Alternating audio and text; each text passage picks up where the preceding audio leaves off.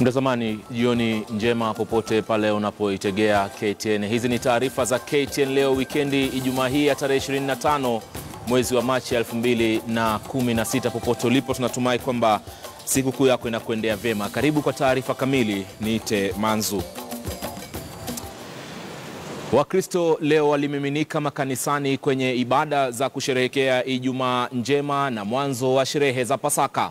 Jamii ya Wakristo kote ulimwenguni walijitokeza kusherehekea sikukuu ya Pasaka, ukumbusho wa kufa na kufufuka kwa Yesu Kristo. Baadhi ya Wakenya hawakupata kusherehekea wakati huu kutokana na kupandishwa kwa nauli na hivyo kukatiza usafiri. Mwanahabari Nicholas Wambua ana taarifa hiyo kwa kina.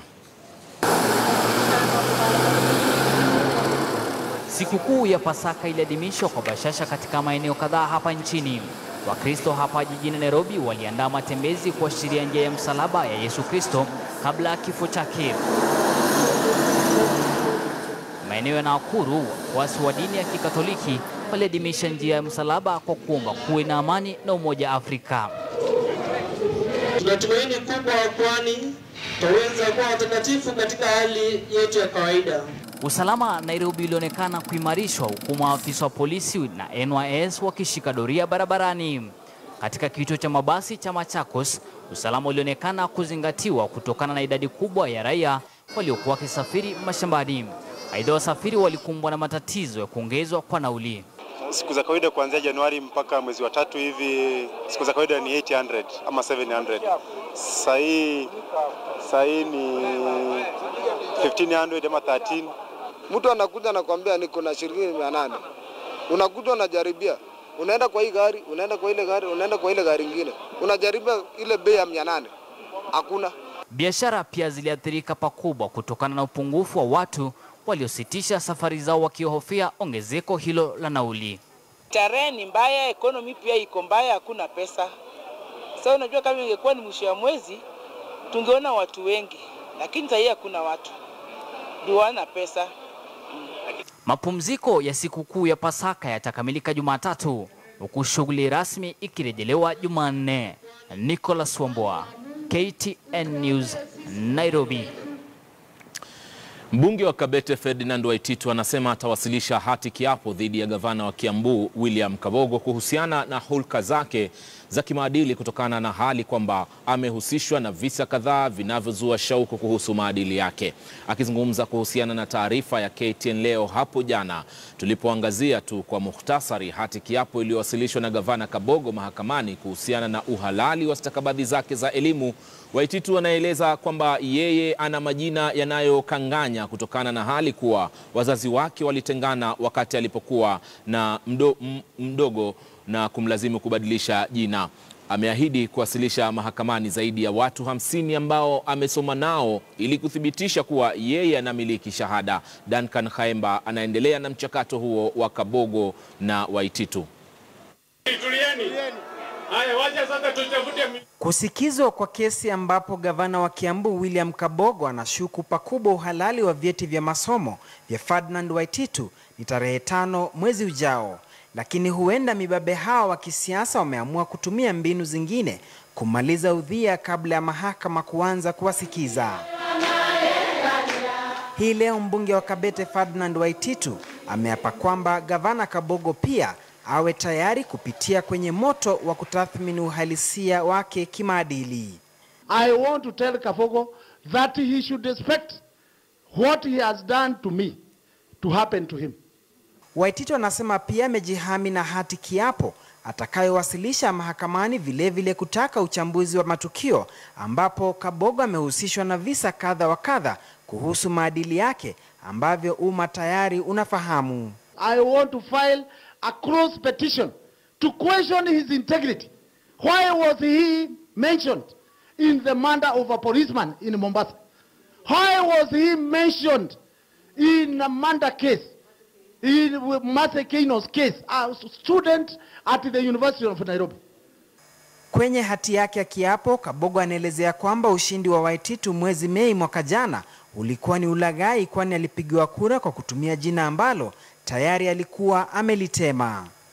For 12 years, I was brought up by a single mother. And that is why my names are that confusing. Because at one time, I was called by my grandfather's name from my mother's side. Then when we came back to my father's side, I started using my father's name. That is why people find my names as if there is something sinister.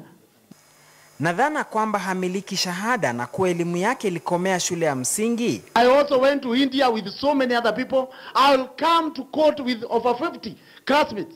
I want to ashame Kabogo in the day. Naam, ndivyo mambo yalivyo. Ni nani atakaye salimu amri mapema? Duncan Hemba, KTN leo.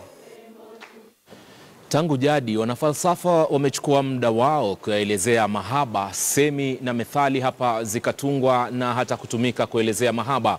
Wengine waliyaita upofu, majani yanayoota popote palipo na mbolea, kikohozi au na kadhalika. Lakini kwake Bwana Evans asiye na uwezo na wa kusikia wala kuongea, kwake penzi ni vitendo bila maneno ya mdomoni. Mwanahabari Lofty Matambo ana kisa cha wapenzi wawili ambao wasioweza kuongea wala kusikia. Guu mosi, guu pili. Nikibambanya lugha ya ishara, Evans Ongeri anayofahari kunitambulisha kwa mke na kipenziche. Hawana uwezo wa kusikia wala kuongea, walizaliwa hivi. Nikiwa pale kazini, nikamwona msichana mrembo sana, nikakutana na mama yake na wazazi wake, tukaongea, nikasema ningependa kumuoa huyu. Baadaye wakakubali, wakanipa msichana, tukakubaliana. Najua tu ni mambo ya mapenzi, unaelewa. Najua wanaume wako wengi kule, lakini moyo wangu ulimpenda huyu tu. Ulimpendea nini bwana? Kisa na safari yao ya mapenzi ni ya mwaka 2012. Evans mwenye umri wa miaka 28 sasa akafunga safari kuelekea nchini Rwanda kutafuta maisha, lakini akilini mwake alijua maisha bila mwenzi si maisha. Mbali na kujifunza ujuzi wa kuunda masanduku, akapatana na mahabuba wake Henriette ambaye ni mdogo wake kiumri kwa mwaka mmoja. Hakujificha kwenda upande mwingine kule, kajificheni kule. Alikuja na akaambia wazazi wangu nimempenda huyu na ningetaka kumuoa. Hiyo hata ndio ilinifanya nikawa na heshima naye. Na hata kaulizwa una ng'ombe ngapi? Akasema ndio sina. Pengine nikupatie ng'ombe 2 ama 3. Akasema ni sawa tu. Lakini uamuzi wake wa kumtafuta mke asiyeweza kuongea wala kusikia kama yeye hakuwa mkia tu. Mnamo mwaka 2009 Evans alioa binti anayeweza kusikia na kuongea hapa Kenya. Akapata ujauzito lakini baadaye ukatoka. Hilo likamkata maini Evans. Sababu ya huyu vile hako, akaona ni kama yule msichana asafanya hiyo kitendo kwa njia ya kumdharau. Kutoka siku hiyo ndiye aliniambia hakuna siku atarudia kuoa msichana ambaye anaongea ama anasikia. Msimamo ulioifanya familia yake kukubali muungano huu. Ile kitu imefanya mimi nimeona ni kama hiyo ndio uamuzi wake. Sasa kutoka rudi akuje, hii muda amekaa, naona ni kama sasa amekuwa satisfied kwa okay. Watu ambao wenye sikia ni shida tu ni waongo. Wengi ni waongo. Atakwambia hivi, akuahidi hivi, lakini utakuta anabadilisha mambo. Imekuwa mzuri sababu kufika saa hii maybe angekuwa tena ametoweka, lakini saa hii sasa amekaa. Sasa lao ni lao, la ndani halioni nje. Wana mtoto wa kiume aliyesalia nchini Rwanda ambaye tayari wamemfunza ishara. Baba alikuwa anaongea naye akiwa mdogo tu, hiyo ndio lugha yake ya mama sasa. Wanandoa hawa wametafuta mtoto wa pili kwa miaka 3 bila ufanisi. Tukaenda kwa daktari pale, lakini yale mambo anafanya hata singeelewa ni nini anaendelea pale, kwa kuwa sisi hatusikii. Henriette ana biashara yake mtaani Nairobi. Sawia na mumewe anaendelea kuyatengeneza masanduku ya mabati ili anga wajikimu kimaisha ambayo bado yanawapiga chenga. Lakini kwao tabasamu usoni, uwazi moyoni, ndo nguzo za ndoa yao. Penzi kindakindaki, penzi kimya kimya, ndo penzi lake Evans na Omutasi. Kwao hili ndo penzi la dhati, penzi lisilosikia wala kuyasema ya waja.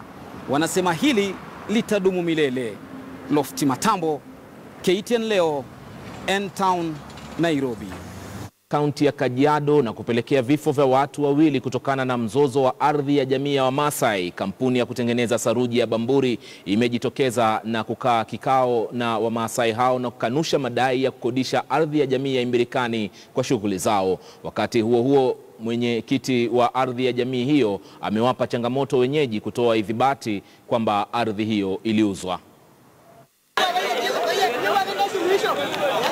Ilikuwa ni siku ya Jumamosi pale wenyeji sehemu ya Imbirikani kusini mwa kaunti ya Kajiado walipoandamana na kuifunga barabara ya Loitoktok Emali kwenye ghasia zilizopelekea watu wawili kuuawa kutokana na madai kuwa ardhi yao ya jamii ya Imbirikani ilikuwa imekodishiwa kampuni ya kutengeneza saruji ya Lafarge inayotengeneza simiti za Bamburi.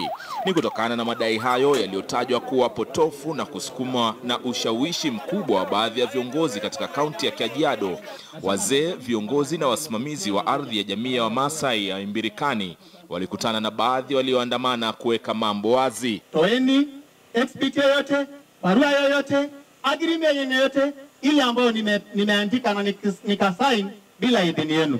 Ni madai ambayo pia yaliipelekea kampuni ya Bamburi kutuma mwakilishi wao ambaye alikiri kuanza majadiliano ya kukodisha ardhi hiyo yenye utajiri mkubwa wa madini ya saruji. Hatuwezi kuwa na agreement ikiwa hakuna general meeting. Kampuni kama Bamburi ni kampuni ambayo inafuata masharti yaliyopo. Na ikiwa Group Branch Act inasema lazima kuwe na general meeting na hakuja kuwa nayo, hakuna agreement. Kwa upande wao, viongozi wa jamii hii wakiongozwa na mbunge wao waliwatahadharisha wenyeji dhidi ya kushawishiwa na viongozi ambao hawaishi sehemu hii. Hapana tumia fujo kutafuta kura ya wananchi. Na ukitaka kura ya Rombo Ward, hapana beba watu wa Imbirikani, enda Rombo Ward uongeleshe watu wa Rombo. Ukitaka kura ya Kajiado South, hapana beba watu wa Kajiado Central, kuja Kajiado South ongea na watu wa Kajiado South. Ali Manzu, KTN News, Nairobi. Kwingineko, watu wawili wamepoteza maisha yao huku wengine 15 wakiendelea kupokea matibabu baada ya gari aina ya Nissan la kubeba abiria kugongana na basi la kampuni ya Eldoret Express usiku wa kuamkia leo. Ajali hiyo inasemekana kusababishwa na dereva wa basi alipojaribu kuipita tuktuk na kusababisha ajali hiyo katika barabara ya Kakamega inayoelekea Mumias. Francis Mtalaki anaarifu.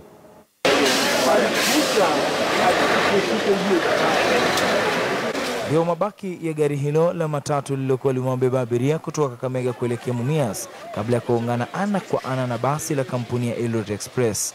Watu wawili wamethibitishwa kufariki huku wengine 15 wakiwa katika hospitali ya Kakamega wanapouguza majeraha. Hapo jana, kulingana na daktari, 15 hao walikuwa katika hali mahututi, lakini kufikia mchana wa leo walikuwa wanaendelea vyema. They managed to attend to all of them. Necessary first aid was done. Those who required X-ray and ultrasound, it was done.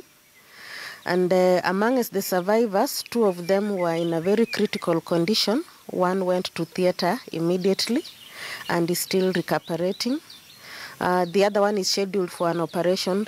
Ajali hiyo ilitokea mwendo wa saa 2 usiku katika eneo la Ikonyero. Kulingana na abiria walionusurika, ni kwa dereva wa basi la kampuni ya Eldoret Express alikuwa anajaribu kupita tuktuk moja na kusababisha ajali hiyo. Francis Mtalaki, KTN News.